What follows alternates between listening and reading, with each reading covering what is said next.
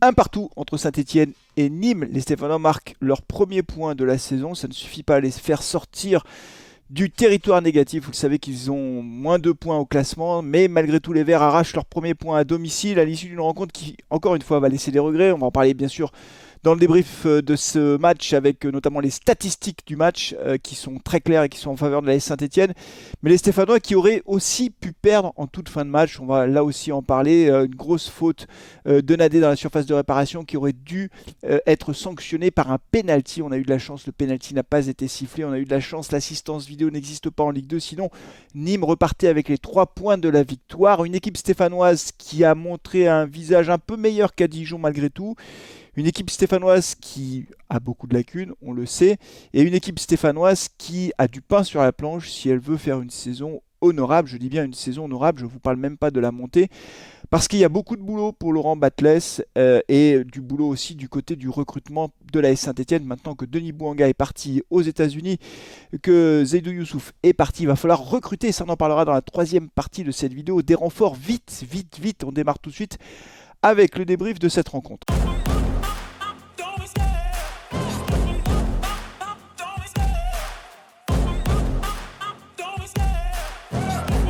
L'AS Saint-Etienne recevait donc Nîmes à Geoffroy Guichard pour le compte de la 2e journée du championnat de France de Ligue 2. L'AS Saint-Etienne a concédé le match nul à domicile dans un stade Geoffroy Guichard vide, puisque vous le savez, il y a des huis clos pendant 4 matchs, mais les Stéphanois ont réussi finalement à arracher le match nul, je vais le dire comme ça, parce que c'était mal parti pour les Verts. Les Stéphanois ont concédé un but tout, je vais pas dire tout bête, mais c'est Thomassen qui récupère un ballon, il est plein axe, il est tout seul, erreur de marquage.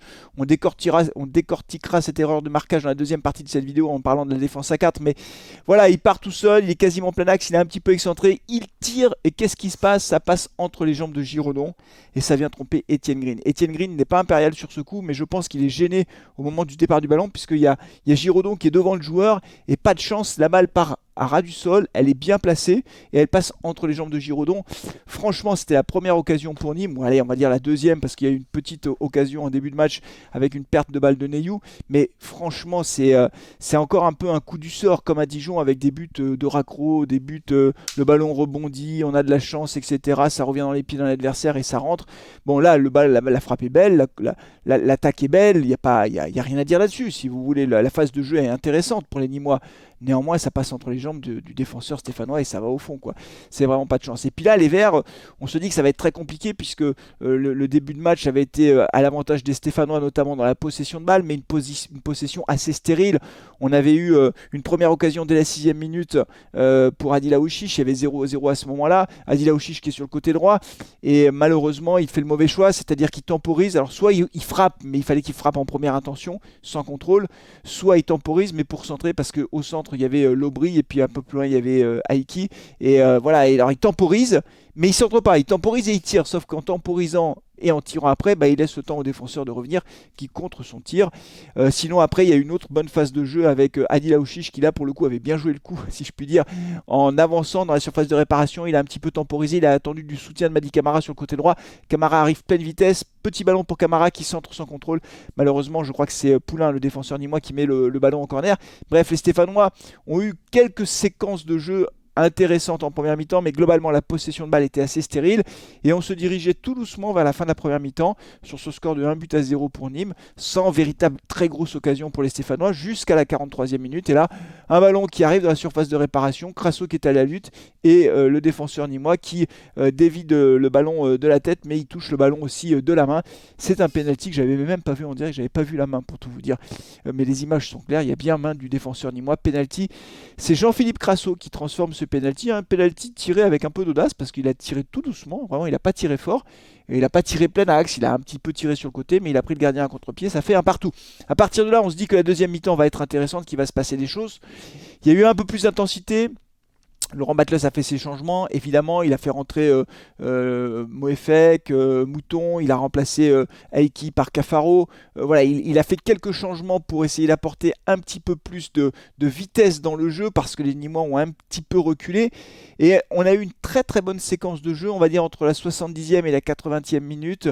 À ce moment-là, les Verts ont tiré 3 fois au but et tir magnifique, cadré, rendez-vous compte des frappes cadrées. Moi je suis plus habitué si vous voulez, des frappes cadrées à Saint-Etienne, je sais plus ce que c'est, moi une belle frappe en dehors de la surface de réparation cadrée, mais c'est le paradis. Enfin bon, il y en a eu trois, il y a d'abord eu Gabriel Silva qui a fait une très très belle frappe puissante, ensuite il y a Cafaro, une frappe enroulée, comme ça, que le gardien a été obligé de détourner en corner, et ensuite il y a Giraudon qui a fait une reprise de volée, de demi-volée pardon, de 30 mètres qui part, mais alors magnifique, balle qui part au ras du sol comme ça, très belle demi-volée, mais le gardien d'une manchette détourne le ballon. Et là, je m'étais dit pendant le live que on allait marquer quoi, parce que les Verts mettaient une grosse pression sur les Nîmois.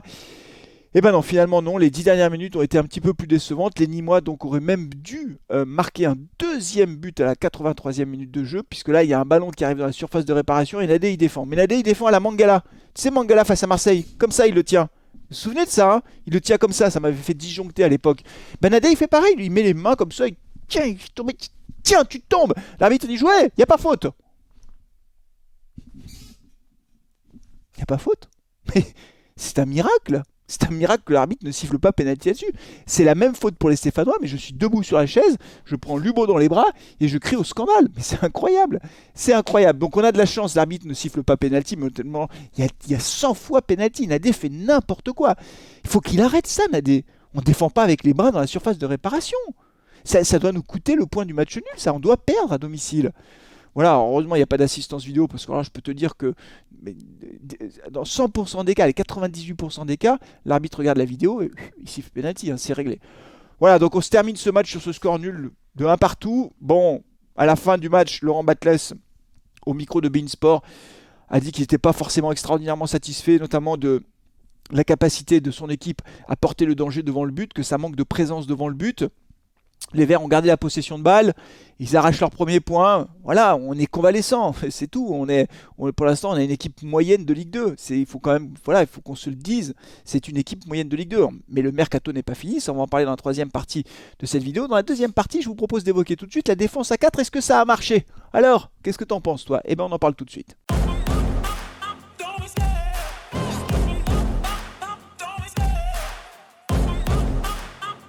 La défense à 4. Alors, vous vous souvenez qu'à Dijon, on avait joué avec 3 défenseurs, qu'on a pris 2 buts. Non, ça fait 4. On a pris 2 buts, voilà. Et qu'on aurait dû en prendre 5 ou 6, parce qu'on a pris l'eau de partout. Voilà. Là, on a pris qu'un but, et on n'a pas pris l'eau. Donc déjà, quand je le dis comme ça, on peut se dire spontanément que ça a mieux marché, que c'était moins l'hémorragie, que ça a été moins la catastrophe. Alors après, bien sûr, il faut tempérer. C'est-à-dire que Dijon est peut-être une équipe beaucoup plus forte que Nîmes. Bon, donc tout n'est pas comparable. Mais j'ai quand même trouvé, moi à titre personnel, que l'équipe était plus équilibrée avec ce 4-4-2. Ça n'a pas empêché Gabriel Silva de porter le danger vers devant. Ça n'a pas empêché Palencia d'aller de l'avant. Mais j'ai trouvé qu'on était moins en danger. Alors on a pris un but, c'est vrai. Sur une erreur de marquage, c'est vrai. Pendant le live, j'ai cru que c'était Nadé qui avait fait une bêtise. Mais pas du tout, c'est pas Nadé qui a fait une bêtise. Autant Nadé, je peux le critiquer, notamment sur le penalty qui aurait dû être sifflé. Mais c'est pas Nadé qui fait l'erreur. Nadé, il est au marquage de Chokoufé.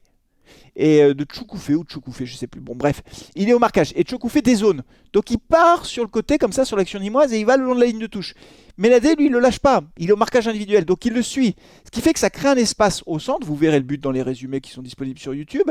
Et là, c'est Thomassen qui prend le plein axe et il est servi parfaitement. Et le problème, c'est que c'était Neyou qui était au marquage. Et Neyou a lâché le marquage de Thomassen. Et Neyou, il le montre d'ailleurs du doigt. Il dit attention, il est tout seul. Bah oui, mais c'est à toi de le prendre, Neyou. Eh oui. Donc si tu le montres du doigt et qu'il n'y a personne, c'est ta faute.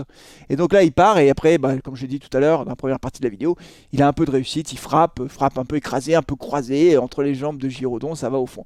Mais en dehors de ce but, où il y a eu une erreur de marquage du milieu de terrain, je trouve que l'équipe était plus équilibrée. Alors dites-moi ce que vous en pensez. Voilà, est-ce que vous êtes d'accord ou pas avec moi? Est-ce que c'est plus rassurant? Moi, je pense que oui. Ça nous a permis d'avoir beaucoup la possession de balle. Je vous l'ai dit, en termes de possession de balle, on a vraiment largement dominé Nîmes, parce que quand je regarde, je ressors les stats tout de suite, la possession était à 69%, vous avez les chiffres qui s'affichent, tir cadré 7 contre 1, Les hors-jeux, on en a très peu concédé. Et on a eu 12 corners contre 1. Donc ça veut dire que d'un point de vue statistique, on a été meilleur que ça, a mieux marché. Voilà.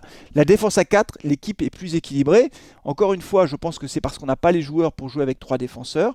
Il faut rester comme ça. J'espère qu'il va rester avec cette composition d'équipe. J'ai peut-être une petite recommandation à faire, ou une petite proposition à faire à Laurent Batles. Alors, encore une fois, je pense pas qu'il regarde la vidéo, mais la dernière fois, on a dit qu'il faut passer à une défense à 4. Il est passé à une défense à 4. Alors, pourquoi pas, hein? Et pourquoi je tenterais pas ma chance, moi? J'ai le droit aussi de tenter ma chance, de lui donner des petits conseils comme ça, en passant. Non, je pense qu'il faut.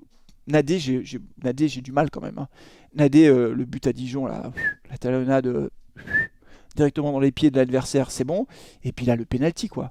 Non, à un moment donné, saut. Essayons saut. Laurent, essaye saut, je t'assure, tu seras pas déçu.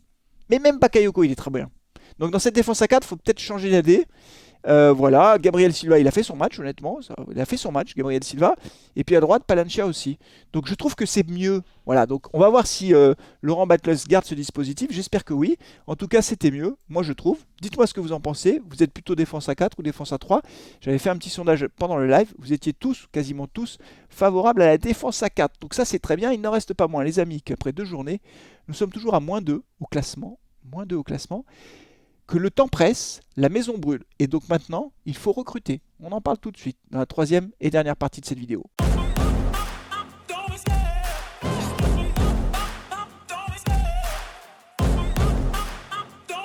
Allez, 3e et dernière partie de cette vidéo consacrée au mercato de la SS. On a fait match nul à domicile face à Nîmes. On a perdu à Dijon la semaine dernière. Le constat est clair, on a une équipe qui est très moyenne. Voilà, il faut être lucide par rapport à ça. De ce que je vois de l'équipe, de ce que j'ai vu des matchs amicaux, on a une équipe qui va jouer le milieu de tableau de la Ligue 2. Voilà, c'est tout. On va jouer voilà, entre la 13e et la 7e place. Vous voyez, entre 14 et 7. Voilà, le ventre mou du classement. Je ne pense pas qu'on sera en danger pour descendre, parce qu'on n'a pas l'équipe la plus mauvaise, mais honnêtement, on n'a pas l'effectif pour faire mieux.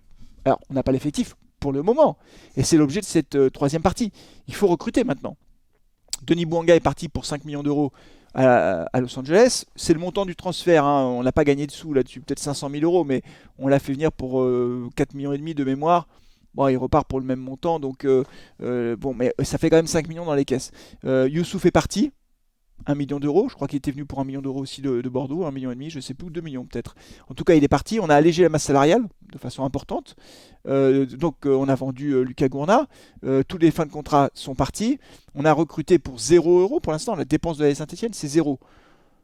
Il faut mettre un peu de sous sur la table. Voilà, maintenant, enfin, quand on refait le bilan des rentrées d'argent de ces 4 dernières années, j'avais dit que je referais une vidéo là-dessus, il faudrait que je le refasse, mais je pense qu'on est aujourd'hui avec les transferts de Fofana, de Saliba, Fofana qui va peut-être nous rapporter des sous encore, hein, s'il est transféré à Chelsea, Fofana, Saliba, Gourna, Cabella, enfin, tous les joueurs qui sont partis en fait, hein, de l'AS Saint-Etienne et qui ont rapporté des sous au club. Bon, maintenant Bouanga, on pourrait comme ça tous les prendre, les uns après les autres. Je pense qu'on est à peu près à 130 ou 140 millions d'euros. Bon, voilà. 130 dans les caisses, zéro de dépensé, ça peut pas durer en fait. Ça peut pas durer. Maintenant, l'effectif, il est à l'os. En fait, il est à l'os. La valeur marchande de l'effectif, elle est quasiment nulle. Les mecs qu'on a recrutés, c'était fin de contrat, ça veut dire que leur valeur marchande a été nulle. Il y a peut-être Aouchiche qui vaut un peu de sous, Etienne Green qui vaut un peu de sous, Camara qui vaut encore peut-être quelque chose. Mais c'est fini. On a tout vendu en fait. Le magasin a été liquidé. Liquidation. Je suis plutôt content parce que je pense que ces joueurs ne pouvaient pas nous garantir une remontée en Ligue 1, ils n'avaient pas le mental pour. Donc c'est très bien d'avoir vendu. Maintenant, il faut recruter quoi. Et alors, on a recruté Lenny Pintor. On va voir ce qu'il vaut. Moi, je ne connais pas, j'en sais rien, on verra Lenny. Mais il faut des vrais recrutements, quoi. Des mecs sous contrat qui ont envie de jouer à Saint-Etienne et qui ont un bon niveau. Un très bon niveau Ligue 2. Voilà, il nous faut ça, des guerriers, quoi. Des mecs qui sont capables de marquer 10 à 15 buts par saison. Et Crasso, c'est pas un œuf pur, quoi. Crasso, il a besoin de dézonner, il a besoin de tourner autour d'un attaquant. Donc, il faut recruter un attaque en priorité, c'est sûr et certain. Donc voilà, j'espère que les dirigeants vont mettre des sous sur la table. C'est un peu un vœu pieux que je fais parce que on sait que jusqu'à présent, ils veulent pas mettre d'argent. Voilà. Ils vendent, ils vendent, ils vendent, ils vendent. Ça rentre dans les caisses, mais il n'y a rien qui ressort des caisses. Donc, ce qui est sûr, c'est que si on recrute personne ou si on n'a pas un recrutement digne de ce nom, il n'en faut pas 4, 5 des joueurs, il en faut 2 ou 3. Tu vois, 2 bons joueurs. Je préfère avoir que 2 joueurs, mais de bon niveau. Des titulaires indiscutables. Des gars qui vont faire la différence, notamment sur le plan offensif. Plutôt qu'en avoir 3 ou 4. Voilà, sinon les jeunes, on les reverra plus jamais sur le terrain. Je préfère avoir 2 très bonnes recrues que 3 ou 4. Mais des recrues qu'on paye. Des gars qui sont sous contrat, qui valent quelque chose en fait. Voilà, c'est mon souhait, donc dites-moi ce que vous en pensez. Est-ce que vous y croyez d'ailleurs? Voilà, est-ce que vous croyez qu'on va recruter des joueurs? Il y a plusieurs dossiers qui sont étudiés par la Saint-Etienne. On verra, en tout cas, les Verts ont maintenant 10 jours pour pouvoir se préparer pour leur prochain match. On sera là, enfin j'espère que je serai là, j'espère que je pourrai faire le live, c'est pas encore tout à fait sûr, mais j'espère que je serai là. On a été très nombreux en direct, donc merci beaucoup. Je vous dis à très bientôt, prenez soin de vous, de vos proches, et allez les Verts, ciao.